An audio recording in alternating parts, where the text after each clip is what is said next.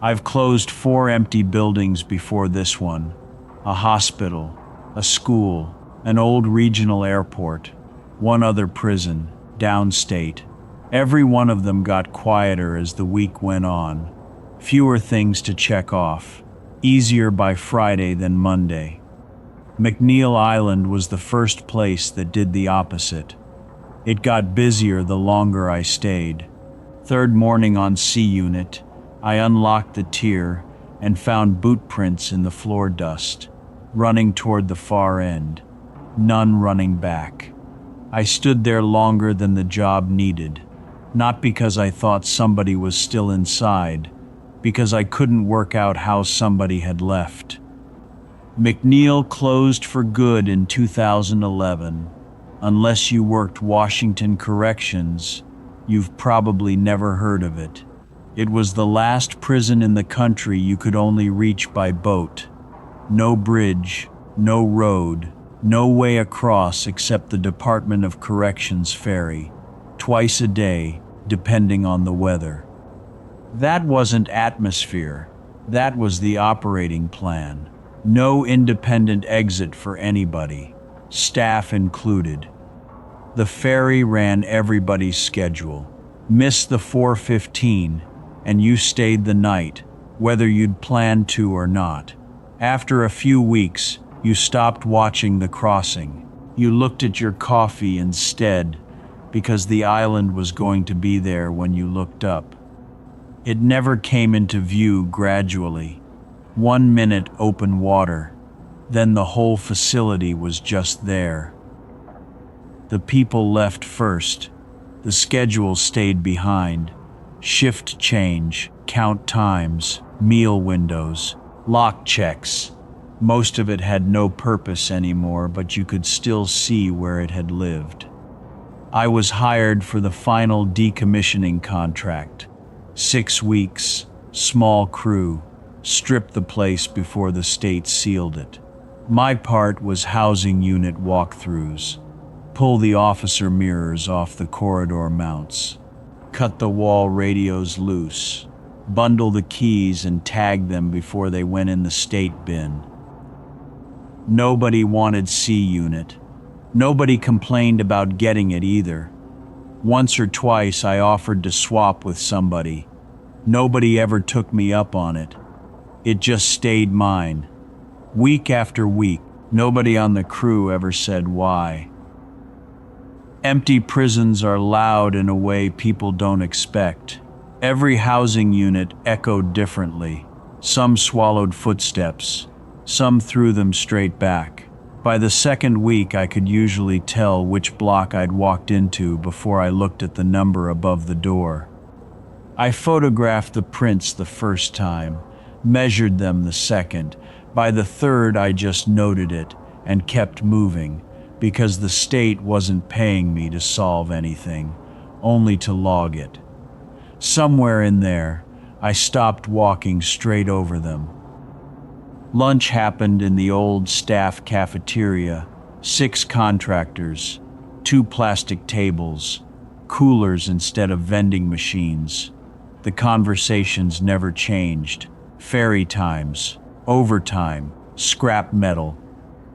Nobody mentioned C Unit unless the assignments forced it into the conversation. Even then, it was one sentence before somebody changed the subject. Looking back, I still don't know if they were avoiding it, or if I needed to believe they were. One of the welders had his own rule he never explained.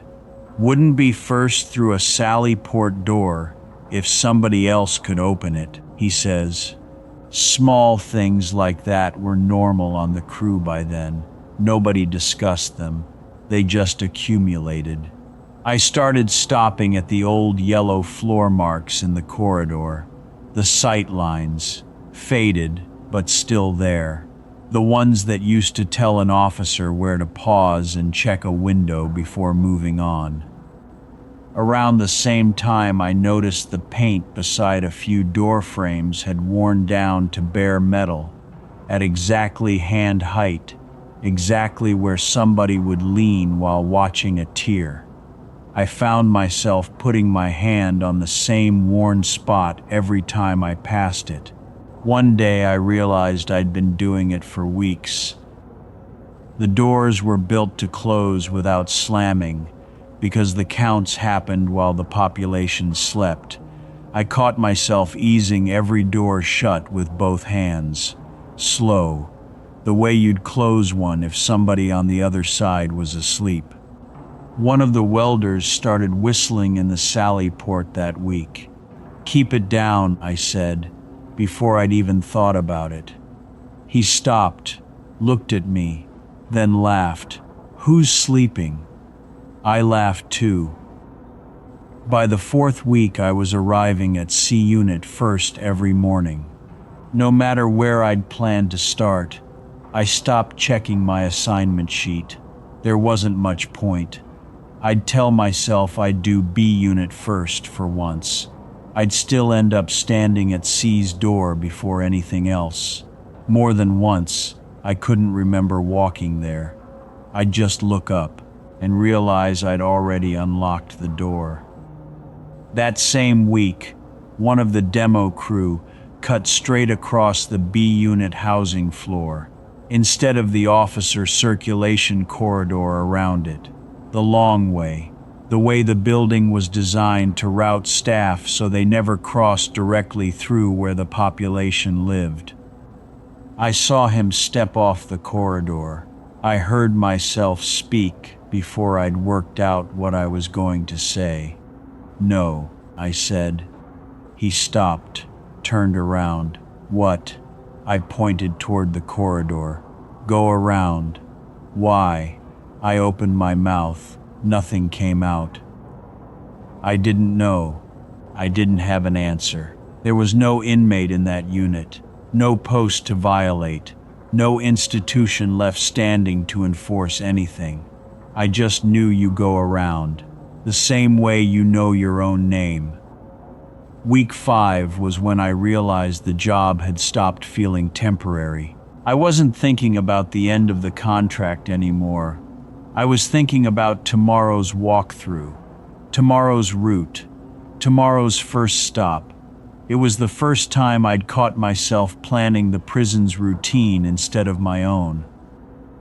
Somewhere around then, I stopped wondering where the prints came from. I could have checked whether they matched my boots. I never even looked. I don't know why. I think part of me had already decided I didn't want the answer. I only checked whether they were where I expected them to be. That bothered me more than the prints themselves. I don't remember deciding to stop asking questions. I just noticed I already had. One morning I unlocked C Unit, looked down. The floor was clean, no prints. I stood there longer than I had the first day. Only this time it wasn't because something was there. It was because something wasn't. For a second, the corridor looked wrong, like walking into your own house and finding somebody had moved one chair. My last day on the island, I did the final walkthrough of C Unit. Same tier, 6 weeks after the first set of prints. Nothing on the floor. I signed off, stepped into the corridor, pulled the door shut behind me with both hands. Slow. Out of habit, I'd stopped questioning weeks before. I got halfway to the dock before I realized I'd already decided to go back. The ferry was loading, engine running. I turned around anyway, walked back to C Unit, looked through the observation window into the empty tier, waited a few seconds, checked that the lock had caught. I stood there another few seconds, waiting. I still don't know what I expected to happen. I stood there long enough that the ferry sounded its horn for me, only then went back to the boat. A year later, I requested the old McNeil post orders from the State Archive. It took most of an afternoon to find the right binder. Under housing unit closure, the final instruction was simple. The officer confirms visually through the observation window that the unit is secure. I don't remember anyone teaching me that. I still catch myself checking certain locked doors through the window before I leave. I usually don't realize I've done it until I'm already walking away. Sometimes I wonder whether I brought that habit home, or whether part of me is still waiting for someone inside C Unit to finish count before I leave.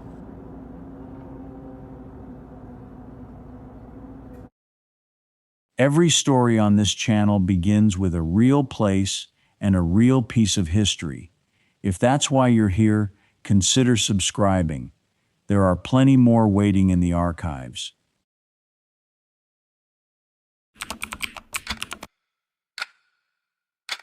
By the third week, I'd stopped walking across certain streets. Nobody told me not to. I just noticed because a new guy did it.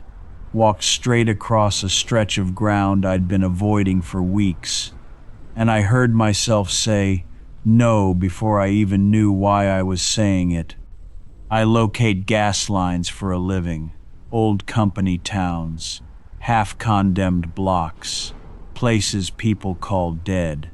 Centralia was the only one where the ground still had a pulse. There's a mine fire that's been burning under the town since 1962. Nobody ever put it out. It's still down there, moving through old coal seams a few hundred feet under the streets. Depending who you ask, it'll keep burning for another century. Over the next 30 years, the government spent something like $40 million relocating almost everyone. By the early 90s, the state had taken what was left by eminent domain. A handful of people never left. Some are still there, living out a deal that lets them stay until they die, and then the state takes the property anyway. So it's not empty, it's mostly empty. And the parts that aren't, you have to treat a certain way, because you're not surveying a ghost town, you're surveying somebody's front yard. And you don't always know which lots those are until you're standing on one. I didn't know any of that when I took the job. Learned it in pieces from guys who'd worked the area longer than me. Nobody argued over routes, but every morning the clipboard somehow ended up in the same hands. Streets nobody wanted were never called that out loud. Somebody would just glance at the sheet and go, "I'll take the west side." Next morning, somebody else would say the exact same thing. After a while, I noticed something. The bad blocks kept ending up with whoever was newest on the crew. On long jobs, people pick up little rules. Nobody remembers who started them. After a while, they feel older than the job itself. What I actually knew going in was simple. 6 weeks. Locating and inspecting the gas lines the utility still had to maintain, even though most of the houses they used to feed were gone 30 years ago. Same loop every morning. Route sheet, walk the block, open the valve box, read the gauge, write it down, cap it, next street. Every now and then the ground would remind you what was under it. A crack in the pavement, breathing warm air on a cold morning. Steam coming up through weeds where there shouldn't have been any heat at all. Not often, just enough that you never fully forgot what was under your boots. The street grid gets to you before the fire does. Curbs running along nothing. A sidewalk just stopping at a square of grass where a porch used to be. A hydrant on a corner with no house behind it for 100 yards. And it's not rusted out or forgotten. It's still painted, still tested, still on somebody's schedule. Same with the valve boxes. Somebody repaints the numbers on them every couple years. Further down, at a dead intersection that didn't lead anywhere anymore, I noticed a stop sign that had clearly been swapped out recently. Reflective coating still sharp, no fade on it at all. The people had mostly left. The infrastructure hadn't noticed. It was still keeping its appointments. Some of the road lines were newer than the houses they used to lead to. I noticed the guy training me never set his equipment down on certain patches of ground, not the ones with visible steam. Everybody avoided those. That's just common sense. Ground that looked completely normal to me. He'd angle 6 feet around it and keep working like it cost him nothing. Nobody mentioned it. Watching him, I got the feeling he probably didn't even know he was doing it if you'd asked him. I brought up one spot in week 2. He said he didn't trust yesterday's reading to still be good, which is technically true of the whole fire. But it felt more specific than that.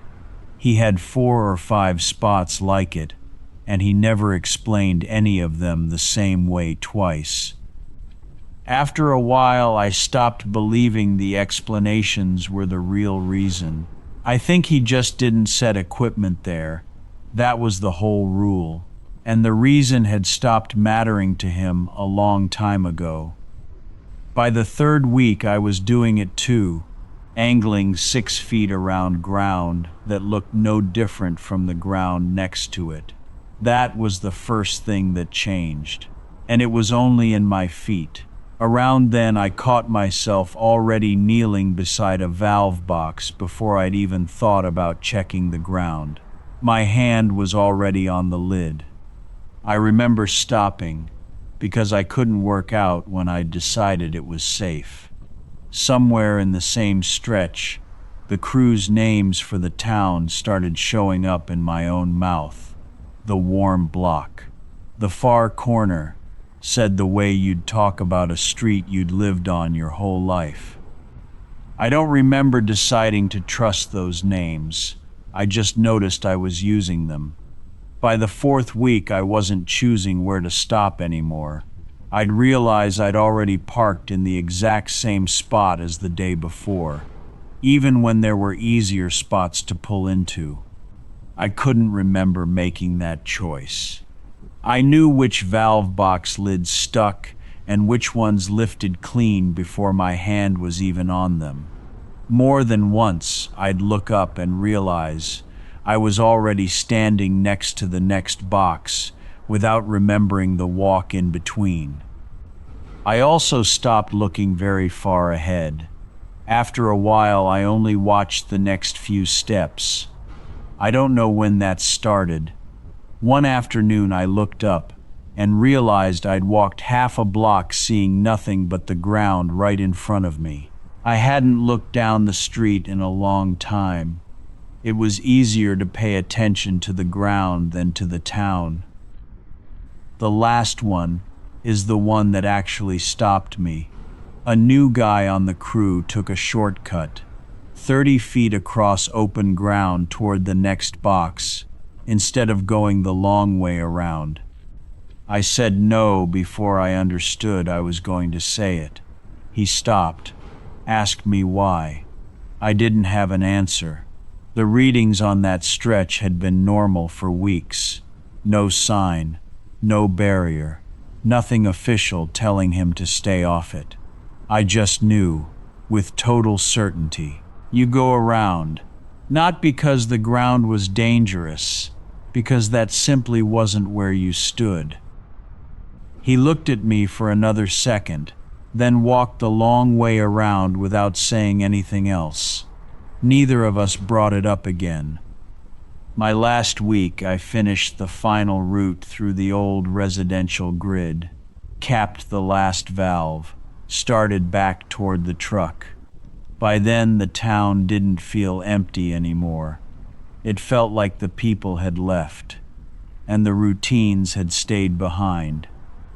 I crossed the street to avoid a stretch of sidewalk I'd been avoiding for a month. I didn't check for steam first. I already knew there wasn't any. I'd known for weeks. I crossed anyway. I finished the season on a different job, 2 states away. Ordinary morning, ordinary street, Steam came up off a storm drain, the way it does when the ground underneath is a little warmer than the air above it. I crossed the street before I'd even thought about it. I stopped on the far curb and looked back.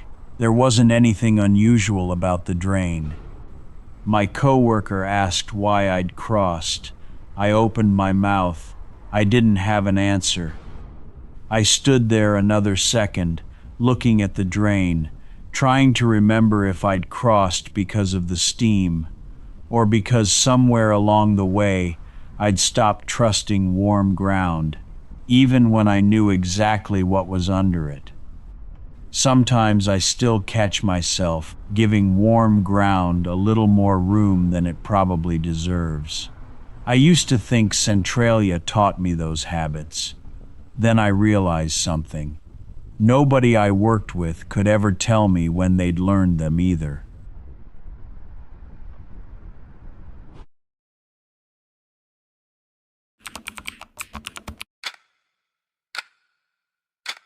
I started walking down from Trebević because it seemed like a nice way to spend a Sunday morning. Cable car up, coffee at the top, then down on foot instead of riding back. My neighbor mentioned it. I tried it once. I kept doing it most weekends after that. The bobsled track is most of the walk, built for the 1984 Winter Olympics. A few competitions after that. Then the war came, and it started getting used for something else. A narrow concrete channel curving down through the pine trees, bit over a kilometer. 13 bends, top to bottom. After a few weeks, the guy at the coffee stand had my order ready before I even reached the counter. "Walking today?" he'd ask. "Yeah. See you next week." That was the whole exchange, most Sundays. Early on, I checked my phone map a few times on the way down, mostly out of habit from other trails. By the fourth or fifth weekend, I stopped taking it out at all. I didn't decide to stop. I just noticed one day that I hadn't looked at it in a while. One Sunday, I passed two older men resting near the cable car station. As I walked by, one of them nodded toward the track and said to the other, "First few times they all rush it. He'll slow down by himself." Neither of them was talking to me. I didn't ask what he meant. A woman walking her dog near the top laughed when she saw me heading for the channel instead of the cable car down. Said she'd lived near the mountain for years and honestly couldn't remember ever seeing anyone walk back up through it. Everyone came down. I laughed too, kept going. The graffiti covers most of the walls by now. For a while I noticed it, the colors, who had signed what. I couldn't tell you what any of it looks like anymore. I can tell you exactly how many bends there are, what each one feels like walking into. The walls stopped registering somewhere along the way. It's the curves I remember, not the paint. Certain bends stay damp no matter how dry the season's been. Moss, thick on the concrete, in exactly the same 3 or 4 spots every time. Dry everywhere else. I started using the moss the way you'd use street signs. I know I'm at the 4th bend because that's the one with moss halfway up the left wall. I couldn't tell you the actual distance from the top anymore. Bends. And which ones had moss? That was the whole map in my head. One bend always swallowed my footsteps. The next one always threw them back at me. Somewhere along the way, I started walking quieter through the first one, without ever deciding to.